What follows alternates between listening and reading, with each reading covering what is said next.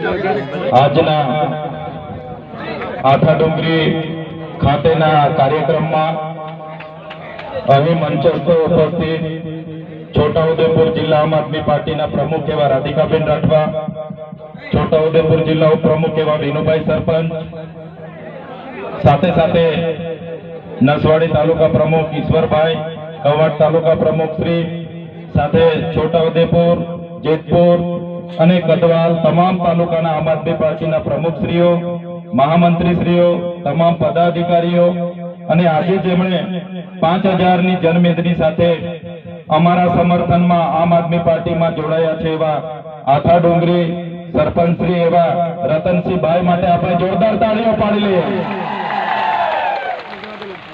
સાથે સાથે ઘણા વર્ષોથી રાજનીતિમાં છે, જેઓ 3 વખત વિધાનસભા પણ લડ્યા છે અને પૂર્વ સરપંચ ડુંગરીના આપણા ભંગ્યાભાઈ રાઠવા પણ 3000 કાર્યકરો સાથે આપણી સાથે જોડાયા છે। જોરદાર તાળીઓથી વધાવી લે।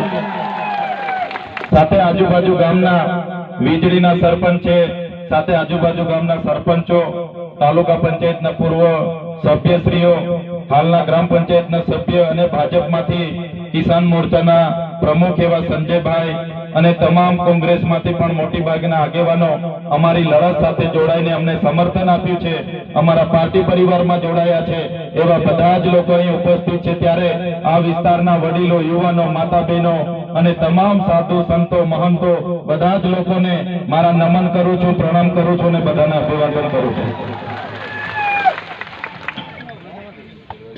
હું અહીંયા આવ્યો અને બાજુનું ગામ, થોડા દૂર ગામ વીજળી ગામે અમે હતા અને નસવાડી તાલુકાના, કવાડ તાલુકાના 8-10 આગેવાનો મને મળ્યા અને 8-10 આગેવાનોએ કીધું, સાહેબ અમારા 28 ગામ હાઇડ્રો પ્રોજેક્ટમાં આ લોકોએ બારોબાર સંપાદિત કરી દીધા છે અને હાઇડ્રો પ્રોજેક્ટ આવવાનો છે।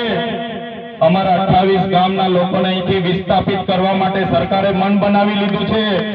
કલેક્ટર, એસપી, એમના પ્રાયોજના વહીવટદાર, એમના ડીસીએફ, એમનું ખાણ ખનીજ વિભાગ, એમનું જીએમડીસી, જીઆઈડીસી અમારે ત્યાં આવે છે પોલીસને લઈને અને અમારા ગામડા અમારા ખાલી કરાવે છે। ત્યારે 28 ગામના લોકોને કેમ છો? તમે 28 ગામના માત્ર નથી, તમારી સાથે 1,25,00,000 આદિવાસીઓ પણ છે। કોઈની તાકાત નથી અમારા આદિવાસીઓને અહીંથી ઉઠાડીને બહાર લઈ જશે।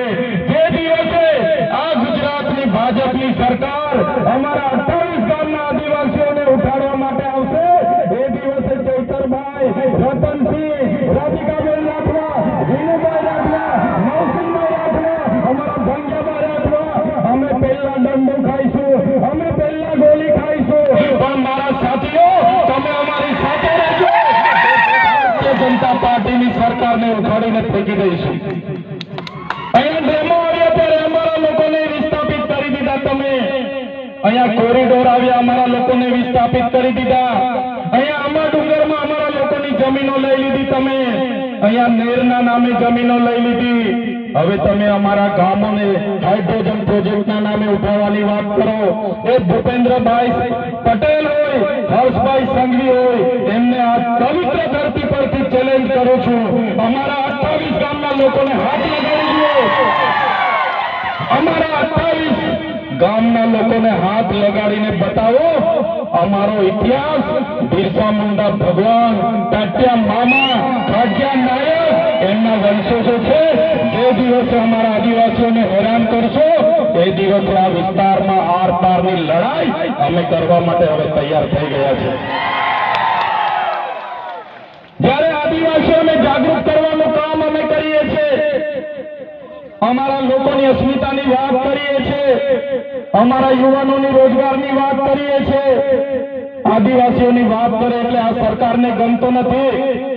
આ ભાજપની 30 વર્ષની સરકારે મને દબાવવા માટે, મને તોડવા માટે એક વાર જેલમાં નાખી દીધો, બીજી વાર જેલમાં નાખી દીધો, ત્રીજી વાર જેલમાં નાખી દીધો અને મને દબાવ્યો, ભાજપમાં લઈ જવા માટે, તોડવા માટે મને ડરાવવામાં આવ્યો।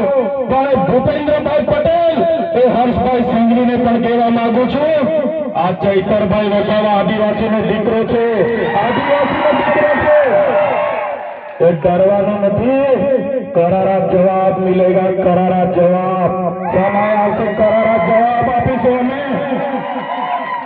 હમણાં 30 તારીખે કેવડિયામાં દેશના વડાપ્રધાન મોદીજી આવ્યા। 31 તારીખે મોદીજીનો એકતા પરેડનો કાર્યક્રમ હતો અને આ લોકો 15 તારીખે ડેડિયાપાડામાં નરેન્દ્રભાઈ મોદીજીને ફરી ચૈતરભાઈ વસાવાની લડતને દબાવવા માટે લઈને આવે છે। લઈને આવે એટલે મને જરાય વાંધો નથી। અમે વડાપ્રધાન શ્રીને મારી ધરતી પર આવકારીએ છીએ, પણ જે પ્રકારે એ લોકો અમને દબાવે છે કે તમારે 15 તારીખે વડાપ્રધાન સાથે વડાપ્રધાનના હસ્તે ભાજપમાં જોડાવાનું છે અને એ લોકોએ કીધું કે અમારું ટાર્ગેટ છે તમને 15 તારીખે વડાપ્રધાનના હસ્તે જોડી દઈશું, નહીં તો જેલ જવું પડશે। ત્યારે ભાજપના નેતાઓને કહેવા માંગુ છું, તમે 15 તારીખે અમને જોડવાની વાત તો દૂર, તાલુકા જિલ્લા પંચાયતની ચૂંટણી આવતા હતા તમારા 1 લાખ કાર્યકરોને હું આમ આદમી પાર્ટીમાં જોડી દઈશ। પબ્લિક ભેગી કરવા માટે ડેડિયાપાડા, સાગબારા, વાલિયા, ઝઘડિયા, નેત્રંગ, નાંદોદ ગામડે ગામડે જાય છે। આ લોકો કહે છે તમારા ચૈતરભાઈ મોદી સાહેબના હસ્તે 15 તારીખે જોડાવાના છે, બધા આવી જજો, બધા જોવા આવજો। ત્યારે હું એમને કહેવા માંગુ છું, ચૈતરભાઈ ભાજપમાં જોડાવાના નથી, ચૈતરભાઈ ભાજપને તોડવાના છે, તોડવાના છે। સાથીઓ, મને સામાન્ય બાબતમાં જેલમાં નાખી દીધો। આદિવાસીનો દીકરો છું એટલે ભૂપેન્દ્ર પટેલને નથી ગમતું, હરસંઘવીને નથી ગમતું। આદિવાસીઓ માટે કેમ બોલે છે, આદિવાસીઓની મીટિંગો છોટાઉદેપુરમાં કેમ કરે, એને જેલમાં નાખો। એક સામાન્ય બાબતમાં મને જેલમાં નાખી દીધો, કોઈ વાત નહીં, કોઈ વિવાદ નહીં, અને મને સેન્ટ્રલ જેલમાં 80 દિવસ રાખવામાં આવ્યો, અંધારી કોટડીમાં રાખવામાં આવ્યો, ડરાવવામાં આવ્યો, ધમકાવવામાં આવ્યો અને કહેવામાં આવ્યું કે તમને તમે 2 વર્ષ સુધી રાખીશું, 3 વર્ષ સુધી રાખીશું, જ્યાં સુધી તમે અમારી સાથે આવા નહીં માનો ત્યાં સુધી રાખીશું। પણ આ ચૈતરભાઈ તમારો દીકરો એમનાથી ડર્યો નથી અને તમારી બધાના આશીર્વાદથી, તમારા બધાના સહકારથી, તમારે બધાની પ્રાર્થનાથી, ઉપરવાળાની દયાથી, કુદરતની મહેરબાનીથી આ ચૈતરભાઈ વસાવા આજે છૂટીને તમારી વચ્ચે આવીને ઉભો છે। તમારો બધાનો હું ખૂબ ખૂબ આભાર પણ માનું છું। ત્યારે સાથીઓ, હું નાનો માણસ છું, અવારનવાર ભાજપમાં લઈ જવા માટે દબાણો કરે, ભાજપમાં ના જઈએ એટલે જેલ કરાવે, ખોટા કેસ કરે, પરિવારને જેલમાં નાખે, અમને હેરાન કરે। પણ જ્યાં સુધી મારી માતાઓના આશીર્વાદ મારા પર છે, જ્યાં સુધી મારા વડીલોના આશીર્વાદ છે, ત્યાં સુધી ભાજપની પોલીસમાં તાકાત નથી કે આ ચૈતરભાઈ વસાવાને દબાવી શકે। આ અમારી જનતાનો પ્રેમ છે। જ્યાં સુધી તમે અમારી સાથે છો ત્યાં સુધી ભાજપ અમને ટચ પણ નથી કરવાની। 1 વાર જેલ કરાવશે, 2 વાર જેલ કરાવશે, 3 વાર જેલ કરાવશે, પણ મારા વડીલો, મારી યુવાનો, મારી બહેનો, મારા માતાઓને મારે વિનંતી છે, સરકાર એમની બહુ મોટી છે, પોલીસ એમની છે, આર્મી એમની છે, કોર્ટ કચેરી એમની છે, કલેક્ટર એમના છે, ડીડીઓ એમના છે, એસપી એમના છે। આપણે એમની સાથે લડાઈ નથી કરવાની, પણ આવનારી તાલુકા જિલ્લામાંથી ચૂંટણીમાં તમારામાંથી સારા સારા યુવાનોને, સારા સારા વડીલોને તૈયાર કરી દો। આ તમારા દીકરાને જે હેરાન કર્યો છે એનો બદલો તમારે આવનારી તાલુકા જિલ્લા પંચાયતની ચૂંટણીમાં લેવાનો છે, એનો બદલો તમારે લેવો પડશે।